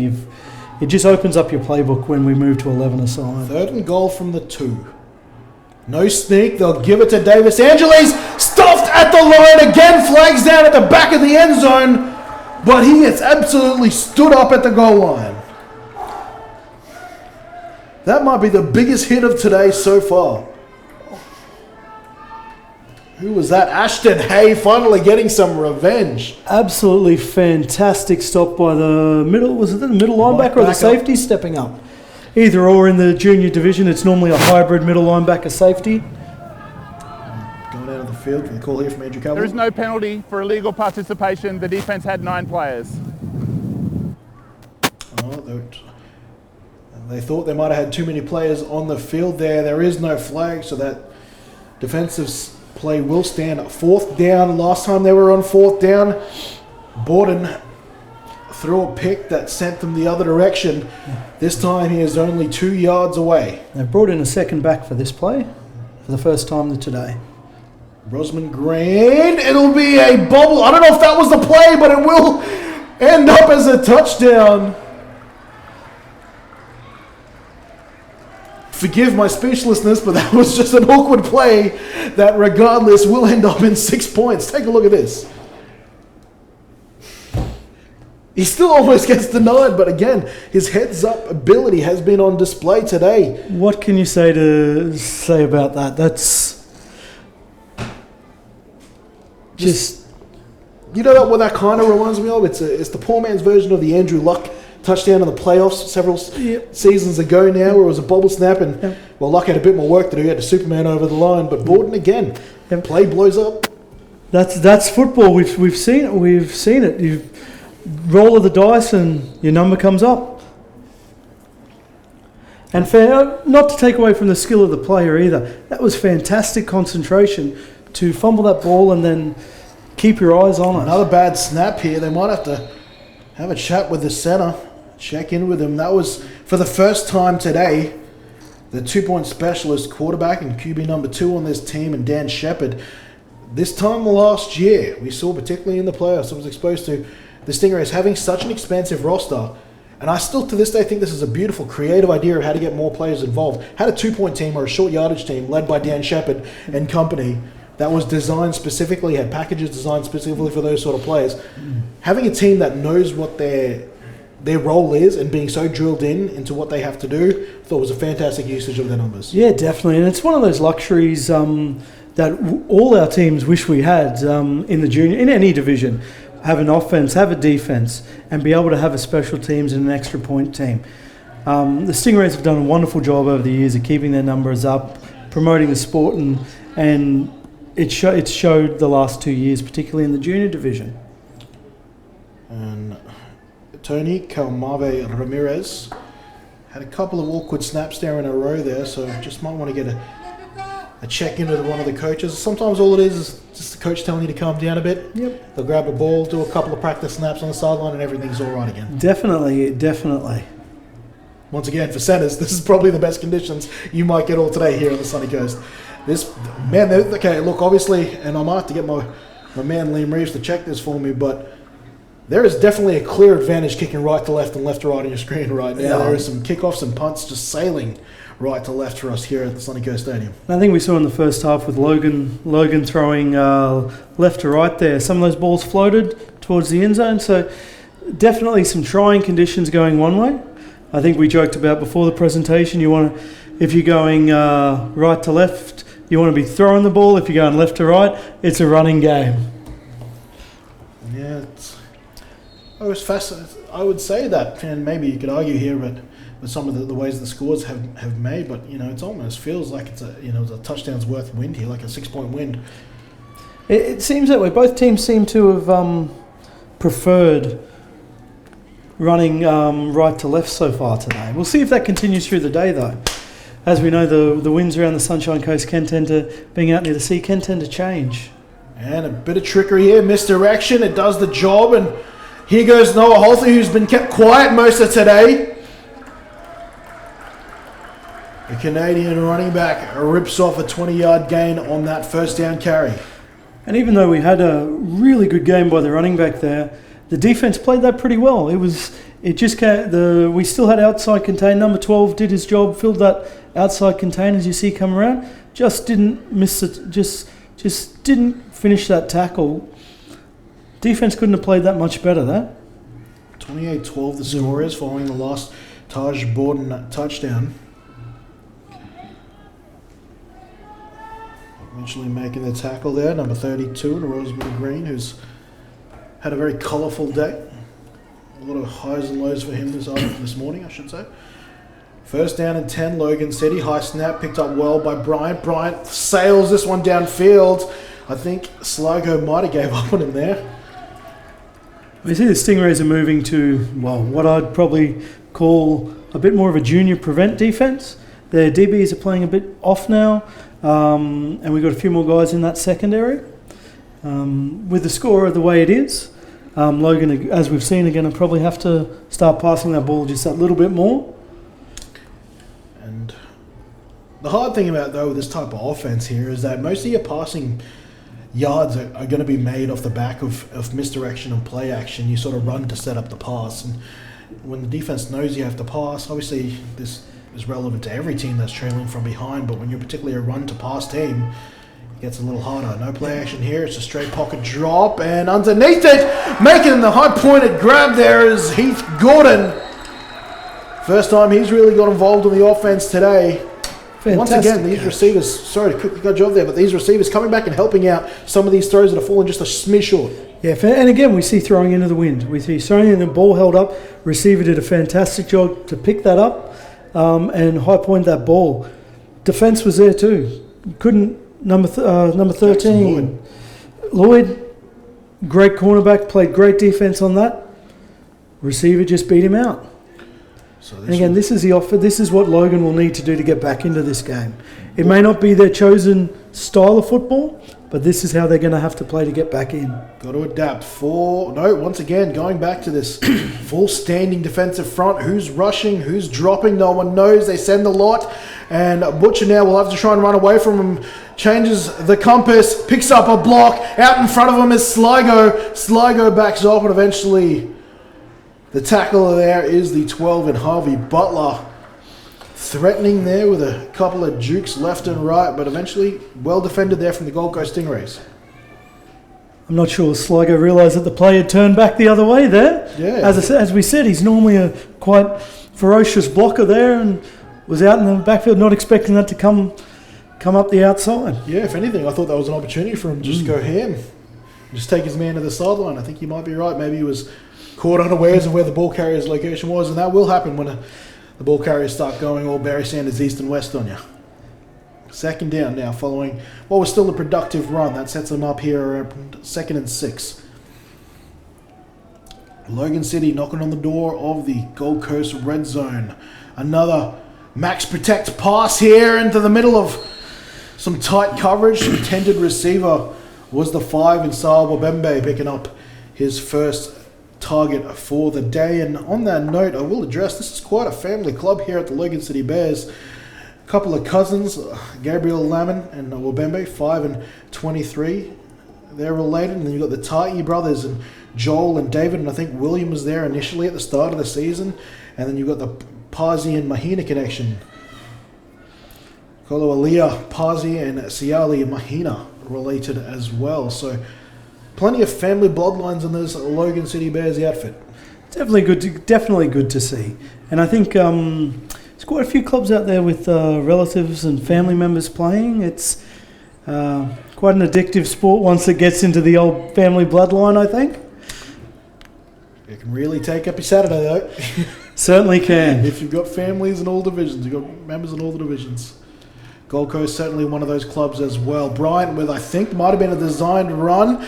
Shakes the first tackle, still going, and eventually pushed out of bounds. Late flag. I think they're going to deem that possibly unnecessary. Might be looking at a block in the back Could be a too block in the there. back. You're exactly right. Holding when any of those runs get stretched out as well. Taking a look at the line. All clear on that camera. Possibly a block in the back there. Block in the back or holding, I think. Yeah. I think the hit's fine personally, but I'm not dressed in black and white. Holding. Number 5 of the offense. 10-yard penalty. Replay, 3rd down. And Wabembe called for the hold. And as you mentioned, some of these runs that get stretched out to the sideline, sometimes these blockers hold on just that little bit too long. And it's hard when you're caught in the wrong position for receivers. It's one of the more difficult things to learn is to block in space. One of the key points is to have fast feet. You find when the receiver's there, when they're blocking, they stop their feet, they get beaten to the inside or out. That's when you tend to get those holds. We've got a 3rd and long now here. Following that penalty, they'll push them to double sticks. Tell you what, haven't had a whole lot of double sticks situations. We haven't. I'll tell you what, usually juniors, a lot of players still learning. That leads to bad snaps and penalties and whatnot. The old boom or bust on most of the times. You're either... But the fact, as we see another flag come Prior from to the snap. the fact that both False these teams have start. kept it. 21 of the offense. Avoided those 5-yard situations a fair penalty. bit. Remains 3rd down. And that will be on the offense again there, another 5 yards. The fact that these two teams have, for the most part, avoided that is a credit to their development and their coaching staff. And it's been a clean game penalty-wise. I think there's a few few little bits and pieces there, but not as many as you'd normally expect. So they're both very well drilled teams. They've both been working really hard to correct those through the season. And nothing egregious. No, definitely not. Definitely not. Just a hard-fought competition. Well, 1 quarter now is all that is left in season 2020 for these two teams here in the junior division. The score is 28-12. That is 16 points the Logan City Bears will need to overcome here in 8 minutes of organised football here in the Junior Sun Bowl 2020. That is a tall order against the Gold Coast Stingrays side that has led from the front throughout the entirety of this season. Yeah, it certainly is. It certainly is. And again, Stingrays are a class act on offense and defense. They don't really have a weakness there. It's one of the things you've just got to face when you play this junior team. You need to be playing your best football for 4 quarters. Otherwise, you get to that fourth and you find you're down 1 score, 2 scores, and sometimes it's insurmountable. Going back to Taj Borden's one real blemish of this game was the pick he threw on 4th down earlier in the 3rd quarter. He's only thrown 2 picks this season. Has a great touchdown to intercept ratio as the two teams flip sides. 16 touchdowns, 2 intercepts in the regular season. Added another passing touchdown to make it a clean 17 today. 2 more on the ground. Only had 2 during the season. Has matched that output here today. Again, I think that comes down to football intelligence, how much he's invested his mind into the football game. Reading defences and understanding what he physically can and can't do. Bryant, under pressure immediately, evades it, tries to take down the other, and the man who was initially in on the action, I think that might have been the 58 in Lockie Johnson.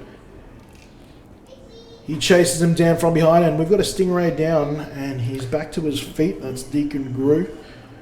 Connor's younger brother. Deacon definitely forging his own path in this football sport now. Great pursuit by the defensive line there. Good news. Is that a bit of sun I spy? Definitely, it certainly looks like it. Don't adjust your brightness on the screen. The sun has actually come out here in the Sunshine Coast.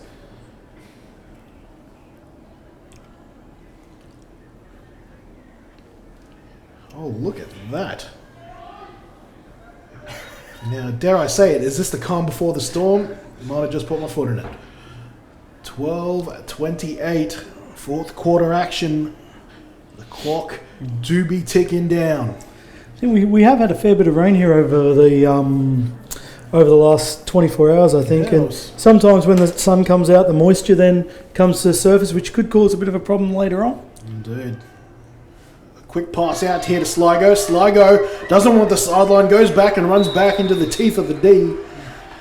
And that play, that's blown up. That's some good defense out there by the Gold Coast Stingrays on what was a 4th down attempt. Changeover here. And with that, one more drive going begging us. One less drive they have here in season 2020. Maybe, I know it was 4th down, but maybe just trying to do a little bit too much on that play coming back inside. Being 4th down, of course, not much of a choice. Just trying to make what you can when you're caught behind the line with all those blue jerseys in front of you. 1st down and 10, and the Stingrays here, comfortable lead. They might just start. No, speaking of which, timeout here to the Gold Coast Stingrays. I believe that is their first charge timeout here in the 2nd half. Timeout. Offense. 1st of the half. And they'll be looking to take some time here on this drive, probably more so important than points itself. If they can obviously cap it off with a touchdown, wonderful, but I think a successful drive will be one here that clears at least 2 minutes off this clock. A successful drive and holding on to the football. We saw in the start of this 2nd half, we've had a lot of loose football on that ground, a lot of turnovers. Hold on the ball, drive it down the field as far as you can, and get that clock moving and get out of here with the win. Tell you what, I have been impressed though with both the defences. I think they've both come in, the defensive coaches on both sides have done a fantastic job. Logan has really stifled that long Stingrays passing game. Stingrays have found a way to make it work with their short passing game, which is fantastic as well. And the Stingrays have come on board and manned up against this big, powerful Logan running attack. So it's a credit to both those defensive coordinators. Here we go, bit of a trips bunch set here to the right side of the line here for the Gold Coast Stingrays. Borden wants the ball. Hard count. We'll give this off to Rosman Green. Rosman Green's got plenty of space. The tacklers have gone MIA for the Logan City Bears. Eventually it's Sligo taking him down with a form tackle at the 30. Also Wisely stays in bounds. Might be a hold in the backfield though. There is a flag down there just on the... Might have just caught one on that defensive edge. Holding. Number 98 of the offense. 10-yard penalty from the previous spot. Replay first down. Cassidy, who's... Yeah, I think it was a guard just caught that the D edge as he tried to get round that side and probably just held on to a fraction too long. That is Matthew Cassidy pinned for the hold. Now, the 16-year-old standing at around 120 kilos at 16. Big future ahead. His father, a rugby league coach who knows all about keeping him athletic, is a big gym kid. Pushing out some impressive numbers right now, and it sounds like he's got some fantastic support coming out from home. Look forward to seeing this kid's future. Borden, they'll continue to throw. Is it intercepted? It is! Butcher's just been full of big plays today. The Logan City Bears have given themselves another sniff at this. 2 scores down, a couple ticks over 6 minutes remaining here in their season. And just again, great defense. We've pointed out that this was their real focus, to stifle that Stingrays attack and make them beat them in the short passing game and on the ground. And again, we see the fruits of that labour. Just undercut there. They wanted to go the curl route, and I think they're just... Yeah, it's a clean catch there from Butcher. And geez, Butcher, you think about the game he's had so far. The big kick return touchdown set the Bears up for that opening score. A couple of big runs, a couple of big defensive players. Now adds an intercept to that. Has had an absolute cracker today.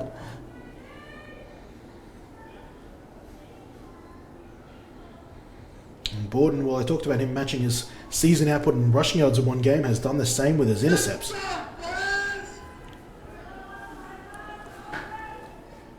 And we've had to change a quarterback. Ashton Hay, who's been starring at Mike linebacker. Here's Holthy breaking out of a tackle before being quickly shut down soon after.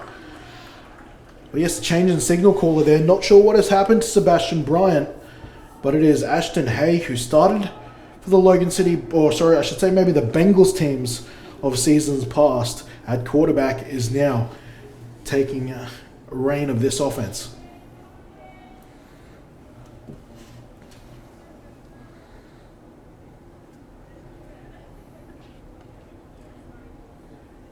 Trying to spot the 91 on the sideline. Can't see him on the sideline. So I'm assuming he might have gone to the injury tents, or he is MIA. So this is Ashton Hay's offense here in the fourth quarter. Max protect. Hay loads up and throws deep. He's got a battling Sligo underneath with him. The pass sails. And I think a fair bit of hand fighting from both sides. Good restraint on the referee not to call that as a pass interference. I think it was a pretty fair call then. Liam Reeves is our man in the moment. He's going to go suss out that situation for us. I think the referees called a fair game too. They've allowed the receivers and cornerbacks to play. They haven't been overly finicky, which we do occasionally see. But it has been good, clean football, and I think it's been some pretty good calls, letting them fight, letting them play. So too. And I'm a big fan of referees who can really apply some common sense to some of these pass interference calls. Yeah, definitely. You don't want to referees. Big pressure here, and it's a bad snap. Hayes gonna have to clean up, and they shut down that and get a huge negative play there. The Gold Coast Stingrays in on the play initially. Connor Dent. I think we talked about earlier some bad snaps by the Stingrays, and we see the same undoing for Logan here. These third downs, they are just standing up everyone in a gap, and I think it must be causing some sort of tension to the passing assignments here, because every time they've done that in the second half here, we've seen some of those snaps go wayward. Definitely. Especially for new players. I mean, it can be quite intimidating when there's 5, 6 guys standing in the box. And Lord knows what they're saying. Yeah, exactly. But again, it's we always say it's just got to be it's mechanical. It's the same thing. It's you get up your line, you're the same regardless of what's in front of you. It's Sunker Ball Jago at centre. He is a first-year centre. Hay with time. Pass rush takes a breather on that play. Sligo would have been in between 3 Columbia Blue defenders there. So I don't think he picked that up. I don't think he picked that up in the air. It's with a little bit of glare out there. He might have just lost that ball. I think everyone lost that ball. To be honest, I think it was certainly up there. Would have made a play, but yeah, to go back on the centre there, and that was on 4th down. I should mention, did not build that tension appropriately. I apologise for those watching from home. That was a turnover. That was a big 4th down play that results in a turnover on downs, and once again, that leaves us with 4 minutes here and an unchanged 16-point lead. It's been a fairly tight second half.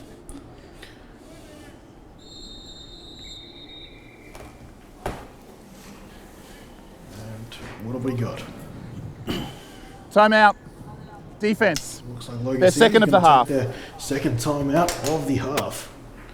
And time is running out here. Defense got the big play. They gave them an opportunity there. Had they scored, and let's say presumably took another couple of plays out, that would have left them with over 3 minutes, and that's enough for a defensive stand. But just getting a call now that the reason Sebastian Bryant, good work there from our sideline correspondent Liam Reeves, he received a concussion in one of those earlier drives, and that's what has kept him on the sidelines there. So credit to the coaching staff for taking the head knock seriously. And that's one of the great things that has progressed over the last few years in junior football for us and all of football is the concussion protocols. Everyone, it's a serious issue, and it's now being brought to the forefront. Especially with our great medical support staff we have here available to GQ. Twins right, and they'll trust. No, it's Boredom with the keeper. Psyched me out. Spins, no, loses one, and the late flag comes in and actually... I nearly caught that flag. Timmy Redshaw with the accuracy. Someone signed him up at quarterback. I was worried we might have had a Zeus moment there. Might pin just for a bit of a face mask here at the end. Yeah, or maybe even a horse collar. Horse collar, perhaps. Personal foul. Face mask. Number 90 of the defense. 15 yards from the end of the run. Automatic first down. A number 90 on defense who's not on my team list. Fortunately for you, you won't get called out. And again, just an unintentional, as you swung around, just accidentally grabbed the wrong part of the opposing player, as sometimes happens. Yeah, some of those are forgivable. You know, They are. Unfortunate. What happens? You can see he's just trying to make the play there. I think it was, or is it? Yeah, I can only assume it was a bit the first initial contact there. I think you're right there, Kenny. First down.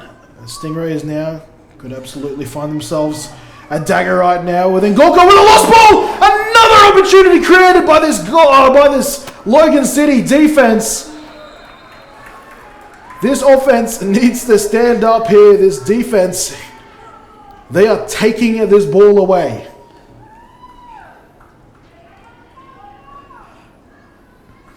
.339 remaining. It is not undoable. It's certainly not. And the Logan defense has certainly come into the game and achieved what they'd hoped to achieve, I think. Maybe not happy with the 28 points they've been put on, but they certainly need this offense to get moving again. Well, this is the highest offensive output for the Gold Coast Stingrays against the Bears here in 2020. Their previous season high was 20 points against the Bears. A 20-0 victory was their biggest deficit, or their biggest margin, I should say. But as I mentioned earlier as well, this is the most amount of points put on this Gold Coast defense, and the most points certainly that the Bears, by virtue of that stat, have put up against this Gold Coast defense. Balls on their own 23. Ashton Hayes, the tough ass for coming in at quarterback, slinging it to Sligo with almost a one-handed miraculous grab. Got past Green and would have been off to the races. Instead, he has a hand full of hope, and that's about it. Another half step, but again, this is a game of inches, isn't it? That's right. We saw a couple of plays go missing for both teams in the first half, and particularly for some of these Gold Coast receivers, and now it looks like the Bears are square in the ledger. Stingrays may go back to their prevent style defence there with those extra defensive backs in. The Bears O-line with their max protect with its running backs there seem to be giving the quarterback plenty of time. I'll tell you what, their max protect passing game has been effective. It definitely has. Plenty of time, and the quarterbacks are showing great awareness, like we said in the first half, to sense that pocket there and to have the ability and knowledge to step up to deliver those footballs. I want to credit the tight ends and the blocking here from this O-line on those max protect. I've seen Colts football for a while. These are some of the cleanest pockets I've seen for quarterbacks to step up and throw in. And it's unfortunate. Oh, no! I was about to call a pick for the Gold Coast Stingrays there. Again, coming back for the football is Heath Gordon. Might have a bit of a cramp there, though, after that play. Let's hope that's all it is. And Let's hope he can stretch that out. here's the thing that a lot of players are going to learn, particularly when our postseason stretches out to December in this case. Usually it's November, which is still quite hot.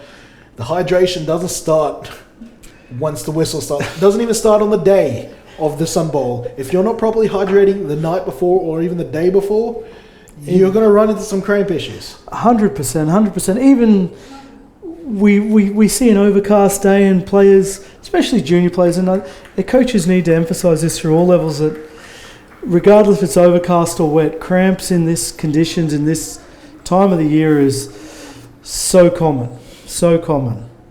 We actually had a scary moment through our season where one of our players was that dehydrated he actually had a core cramp. Ooh. And if you've ever seen one of those go, we had to bring an ambulance in to relieve the cramp. So that's on the extreme side of things, but hydration in Australian time, playing American football in full gear is no joke. Especially some of these dark jerseys. Logan City, dressed in all black. 28-12, 3 minutes remaining. Ashton Hay can't evade the pressure. Taken down to the turf there. Dan Bolton, who continues to stack up the stats here today on Sun Bowl Saturday. Again, great play by the rookie. There was still a nice pocket there, Kenny. The quarterback, again, backup quarterback, may not have had the know-how or whereabouts to step up in the pocket, but defender played that really well.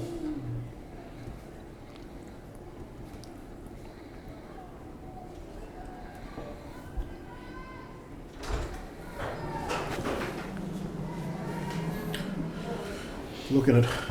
The tickets. Yes, the time ticking down here in the fourth quarter. Nearly the 2 minute warning. 2 minute warning imminent. Still only two converted touchdowns down. There's still hope. Pass, Sligo, slant, dropped. Beautiful route there. Just could not hold on to that ball. Beautiful slant route there. Good pass.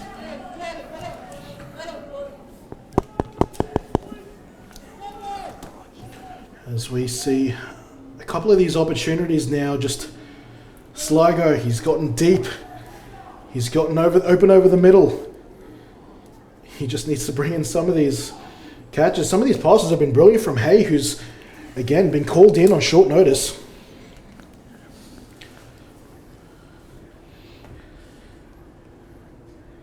He just needs to land one of these, and then we're talking about a grandstand finish. One would think the 2 minute warning's on the other side of this play. Again, they've got that deep safety in there. Third and forever. They've gone to their prevent. I'm surprised they also haven't stuck to that psycho front that Connor Brewster, so named in honor of Bill Belichick. Pass over the middle, tipped, caught. It's Jackson. Jackson Lloyd with possibly the game-sealing turnover here. Flags are down though on the near side sideline at 30-yard line. Quarterback felt that pressure, delivered the ball into double coverage, and that's what happens. Tip ball, desperate times.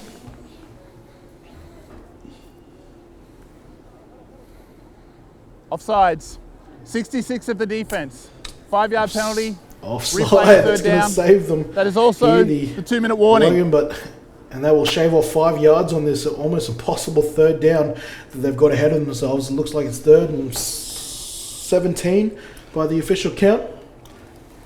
I think we have a slight issue with the game clock as well if you're down at the field. Reading 2:58. I believe it's 1:58 left on the clock. We'll get that confirmed. So, how about that?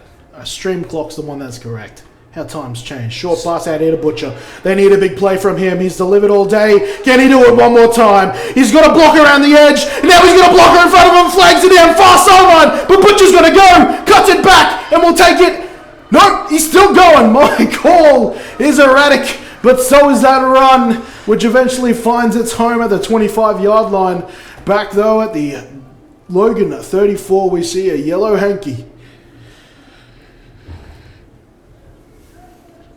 We'll see what happens with this flag in the backfield, but that was a brilliant run. Jeez, Butcher. It's tough to see a great run like that and have it brought all the way back. Well, it happens more often than you think. That It's- once you start going left and right, blocks start going crazy. It's and that's where things break down in football. And There are 2 fouls players played, Hold the phone. both by the offence. Illegal block in the back. Number 34, that penalty is accepted. Also illegal block in the back. Number 41, that penalty is declined. We will return to the previous spot. 10-yard penalty. Replay, 3rd down.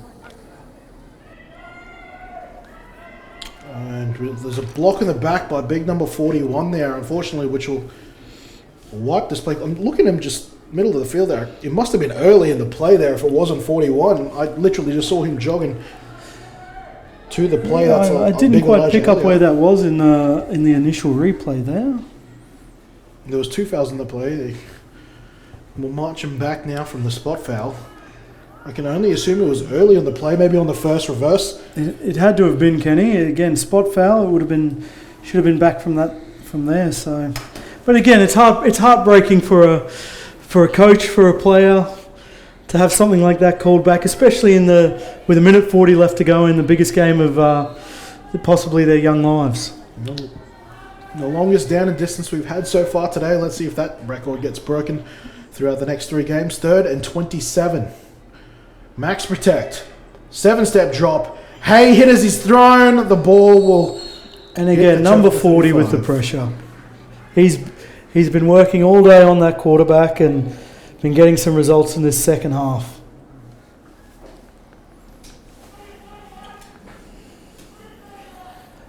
Fourth down now.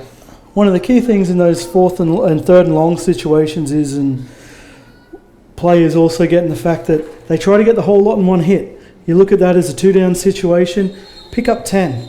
Now you're, instead of 4th and 20, you're now 4th and 13. So it's a little bit more manageable. You get into trouble in those situations where you're tempted to throw that big bomb out. Timeout. Offence. Where there might be a little chance for final some yards timeout of the underneath, half. make that 4th down conversion more manageable. Because in this situation, you're going to go for it anyway. And that's the thing. That's the difference between... It sounds almost academic when you say trying to compare 4th and 15 and 4th and 25, but it is a difference between catching a ball with 7 yards to go and realistically being able to pick up those yards That's and it. catching the ball, still making a hell of a lot of yards and still coming up short. That's exactly right. So I might just use this opportunity, probably better late than never, just to educate those who might be watching American football for the first time. Downs, as you might hear us referencing throughout the game, effectively are like tackles for those who are rugby league fans. You get 4 downs or 4 opportunities to advance the ball the 10 yards or score if you're in a goal line situation. Should you advance those 10 yards, you get a fresh set of downs. If not, you either turn the ball over, and that's why most people will kick the ball on 4th down, which is like the 5th tackle option in rugby league. And that's really a field position game, like we mentioned at the start. Trying to get the opposing team pinned down, gradually wear them down till you get closer and closer. We often refer to American football as a game of chess. A very violent game of chess. 4th down now. 4th and 27, still the magic number. Scoreboard's back on track at 1:34 to go. There you go. 94 seconds remaining here for the junior division. Once again, that intimidating front for the Stingrays sends about 4. They give us to Butcher. Butcher's got to be absolutely wrecked by now, but not enough for him to stop trying to produce for this offense, and they might have picked up an extra 15 on the back end of that run. And again, Kenny, the difference between the 3rd down play picking up 7 yards would have been the difference between a 1st down and a turnover here. The penalty certainly helps. It certainly does.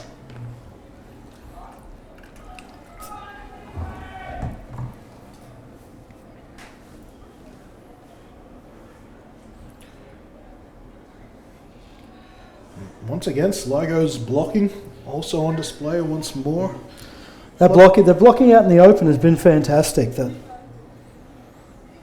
to midfield.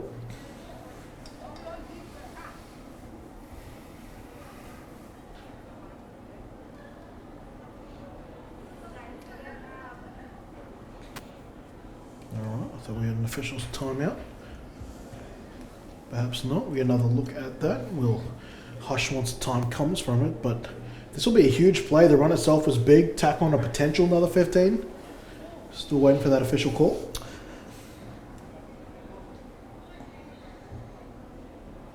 Not sure what we're checking on here. I think they're trying to figure out if this is... I don't know if a challenge flag's been thrown out, if that's what we're concerned about. Can't see one out on the field yet, but I thought he might have been running to wave that flag off, but no, he's placed it back down on the 30. And well, here's just worth it for any foul that results in 15 yards or more is reviewable. So any sort of unsportsmanlike conduct or unnecessary roughness, and this is the hit we're assessing here. The hit there from Jackson Lloyd. Doesn't look like there's too much in that hit, so you we'll can see. actually see him pulling out as well, which is... It's hard when you're at full tilt.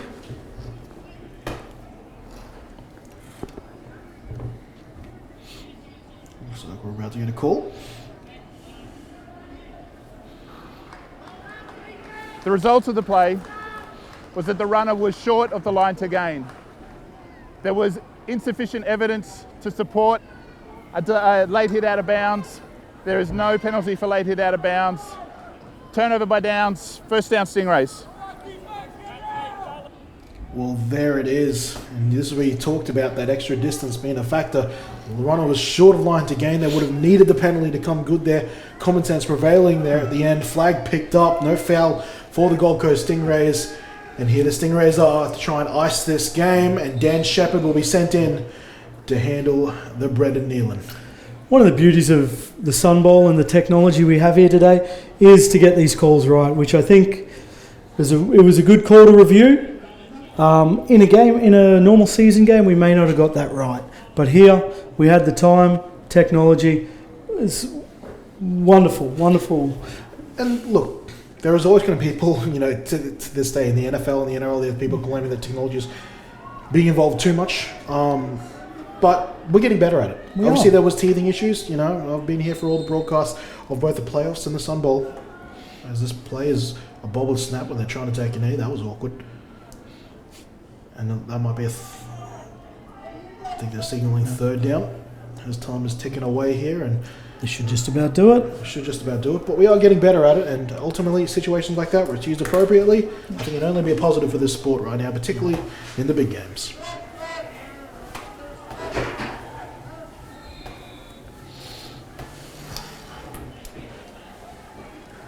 And with that final play, the time left is all but a formality. The Gold Coast Stingrays looks like they're about to wrap up a perfect season in what has been a very imperfect 2020. There it is, the Gold Coast Stingrays Juniors, your back-to-back champions here at the Sunshine Coast. That trophy will be heading back down the M1.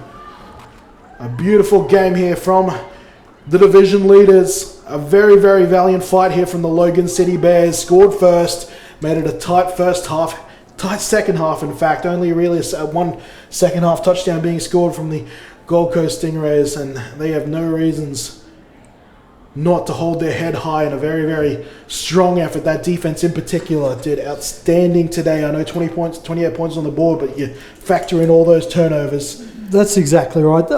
You had to be happy with the defensive performance.